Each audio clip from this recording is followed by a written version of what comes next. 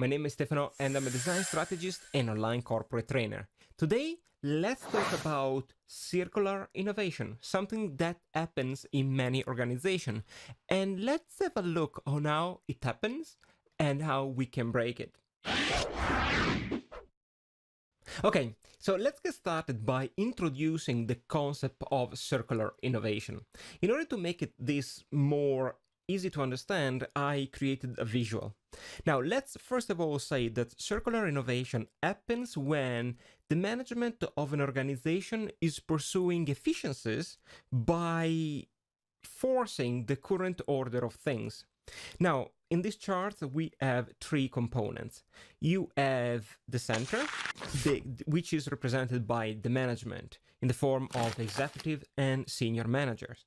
Now, those managers apply control, and control is represented in this picture by the two arrows pointing toward the center of the circle.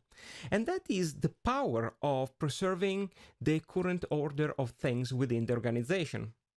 And if you see on the circle itself, you can see that employees in there are merely executing the orders that are reigning from the center of the circle. That is the will of management. Okay, so let's make some observation about the circular innovation. First of all, let's say that control is probably the easiest way to increase the level of efficiencies within an organization. By forcing a set of predetermined rules to their employees, a company can really achieve high performances. In fact, if you look at the companies that are by definition very efficient, they have developed a very precise set of rules and procedures and get their employees to follow those rules and procedures at the letters. Second, let's say that the management of many organizations is under pressure, and that pressure comes from two sides. One is competition that is getting more and more efficient over time.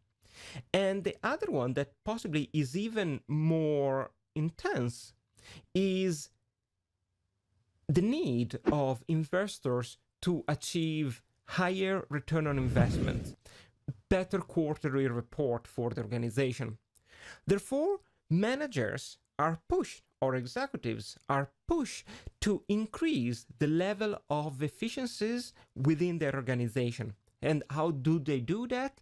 Well, they do that by amplifying that control that they exert on their employees. And by doing that, is like if the employees are spinning on their circular innovation faster by producing more of the same. And the ultimate goal when management is focusing on efficiencies is to substitute the workforce with robots, or if that is not possible, is how to do the same level of production, achieve the same level of production with less personnel. But that will create an issue that we are going to explore now.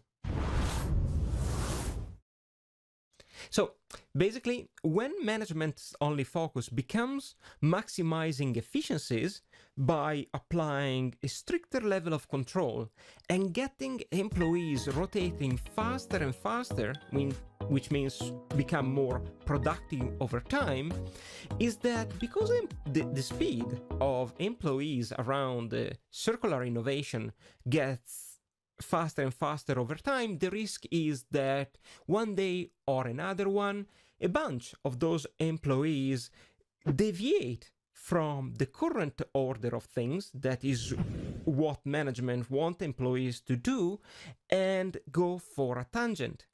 Because the force that they are experiencing is so strong that even without knowing it, their behavior starts to deviate from the norm. So while this might not be a concern at first for a company, because ultimately a business can substitute the work of those not compliant workers either with a machine when it's possible, or with more compliant workers, this might start to be a problem in the medium-long term, for the very simple reason that those employees might start to organize themselves around a new circular economy. Now, what is interesting here is that the center of the new circular economy is not management, but that is replaced with the new idea. And what keeps the organization together is not the control of those managers, but rather is the belief that those employees have towards that idea. And this, ladies and gentlemen, is difficult to happen because of leadership. Creating a movement requires one of those employees to have the power to get other employees to share the same idea and the same belief. So, the creation of a new circular economy, a new organization around a new idea, first of all, require the idea itself, require the leadership of an employee to create a movement that foster change and foster a new order of things. So you start to see there is a new set of rules that are emerging at the horizon and requires employees that come together that willingly start to collaborate and foster that idea. Now, what is the conclusion of this video? Is that if we are an organization, we have a choice to make.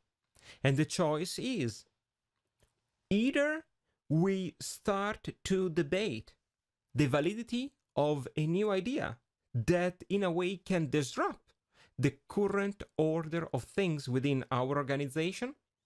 Otherwise, we just need to let those people go off on a spin-off and creating their own gigs. Stay tuned.